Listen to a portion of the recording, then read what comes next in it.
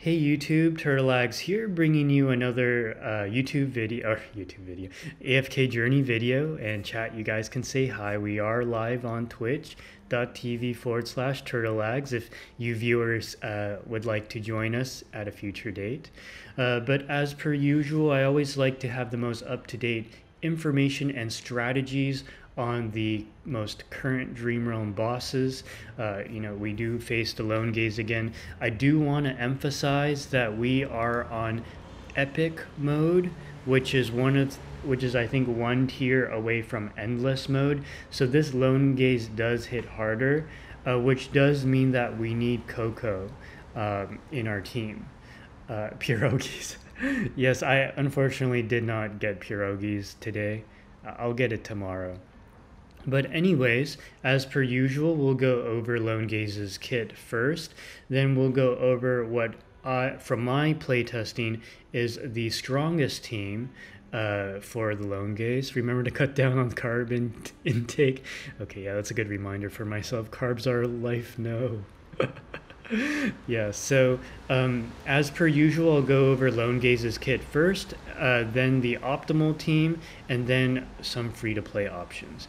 But I will kind of test some artifacts as well, because it appears to me the optimal team is set in stone, but the optimal artifacts choice may change. So anyways, let's go over Lone Gaze's kit.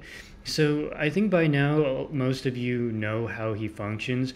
Basically, at certain periods throughout the battle, he will basically disappear from the map, reappear, have a 30% dodge rate, and launch like a whole bunch of wolves at you. And there will be like this misty cloud and whatever.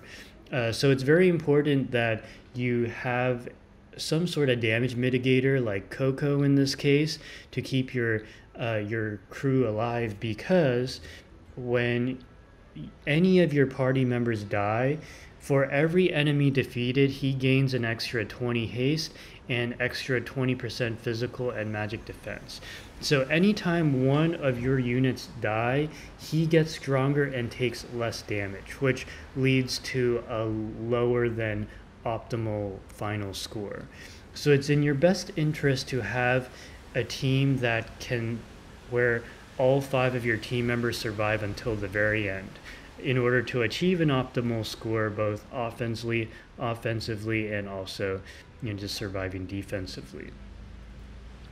And other than that, there's other parts of his mechanic where he, deals extra damage to the furthest enemy, which may or may not impact your formation for survivability. If you're running Rainier that has an EX-10 weapon, your back row most unit, which in this case will be Odie in my case, will take 25% less damage, which will help him with the survivability. Oh, although actually when Odie gets teleported to the wolf, Rainier in this case will be the furthest one from the back, which is why I have Thorin forming a pact with Rainier.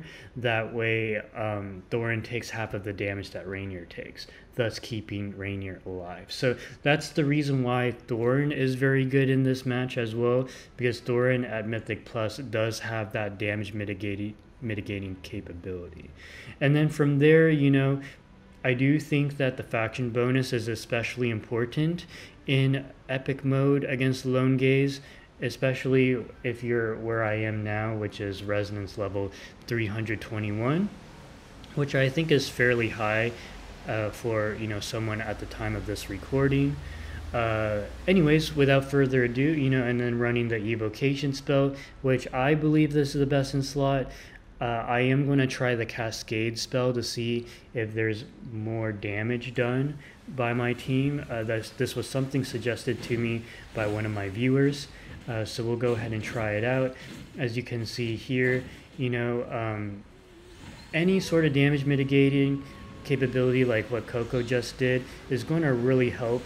You notice how Lone Wolf has a 30% dodge when he went into the invisibility, and then you have the wolves coming at you. So this is kind of like, can you survive that? And we certainly did. You'll probably notice like above my Rainier, sometimes you'll have like a support icon kind of blink above him, that is my Rainier's magic charm set activating. If you're lucky enough, whenever you do Dura's trials, see if you can get Rainier's magic charm set. I was able to finally acquire it 2 days ago, and it makes a big difference, I think. Yeah, so as you can see, we're tanking everything quite comfortably. Rainier is supplementing Smokey's heals periodically, when he lights up above his icon there. Oh god. Okay, so yeah, so Rainier almost died, but we hung on. And as you can see, it makes a big difference. Smokey did die, but we still ended up with a fairly respectable record. As you can see, very challenging. Oh, we managed to snag the 80% chest, which is really awesome. Coco's ultimate is almost always perfectly timed for the wolves also.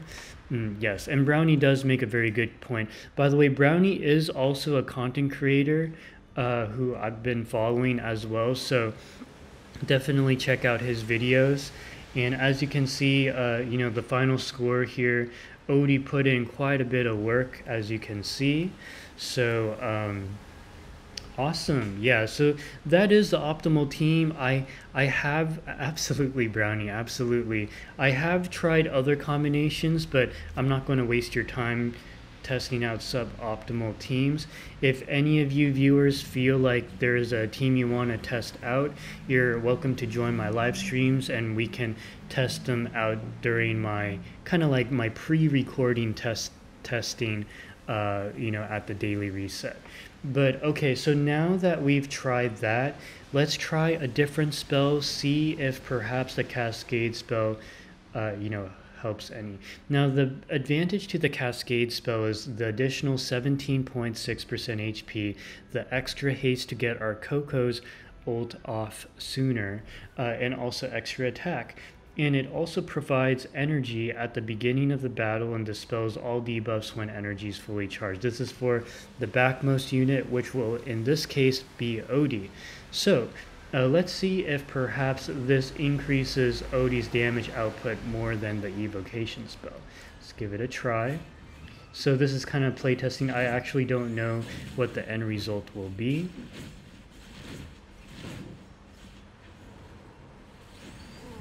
A lot of viewers ask me what is the best magic charm set to get from Dura's trials. I'm of the opinion you should always go for support first. Just get every single healer to have a magic charm set.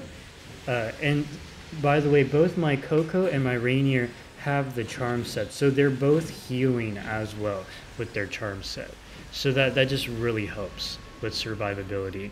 And then after support, I would probably, a lot of people recommend tank, which I think is okay. Personally, I would go for marksman and the mage set next, just because their skill set is so amazing that if you want to score high in the dream realm or score high, push high in AFK stages, you'll probably want both. Have you tried the one with the magic damage? I have, yes, and I do think the magic damage, ooh, okay, interesting. So we actually had some more survivability issues there. The advantage to running the evocation set is that you get to have the 50% damage, or not 50%, but you get to have a high attack percent increase on the second spirit and 30 extra haste in the fourth spirit, while at the same time having the 45% damage mitigation first spirit as well as the leech rate third spirit. However, the Cascade spell doesn't really offer that much defensive utility. And Cascade spell actually runs into the same issue.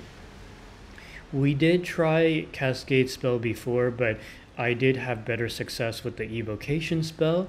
So, it's really up to you. Evocation spell might not be a spell that you have access to, depending on how high your resonance level is and at what part of the season story, Song of Strife story you're in.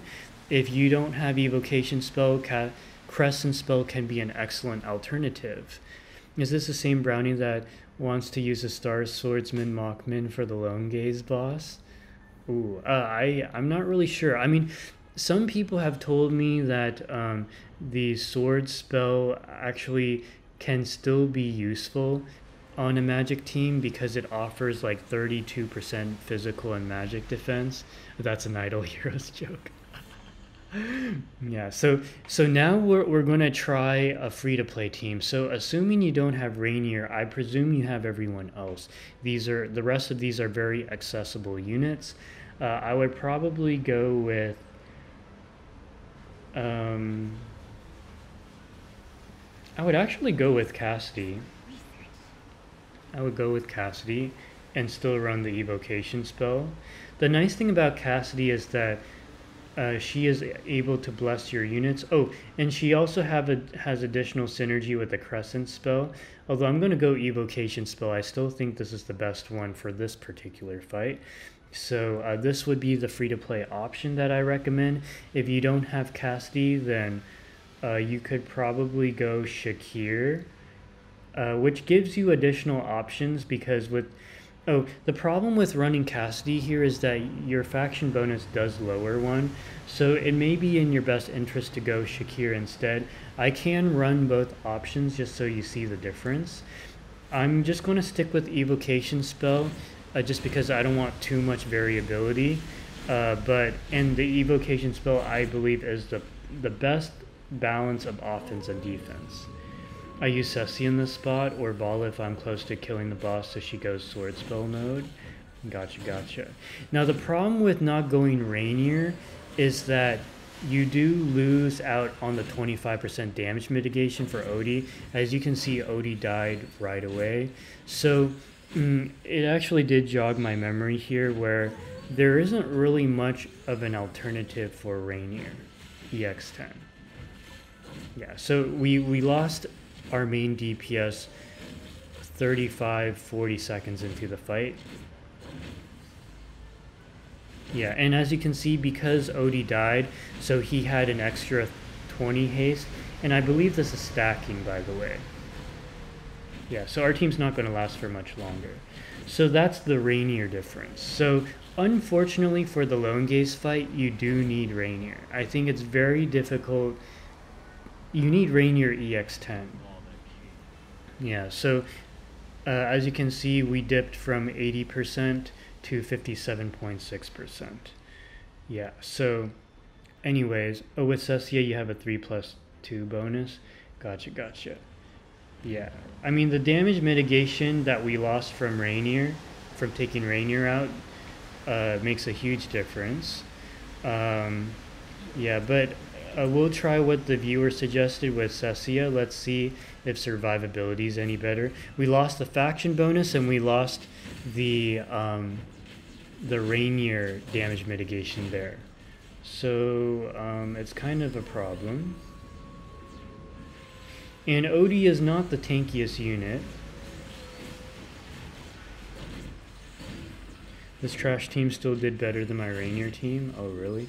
Time to build Cassidy. Cassidy's pretty good. I mean, I'm showing you the optimal options while trying to maintain optimal survivability.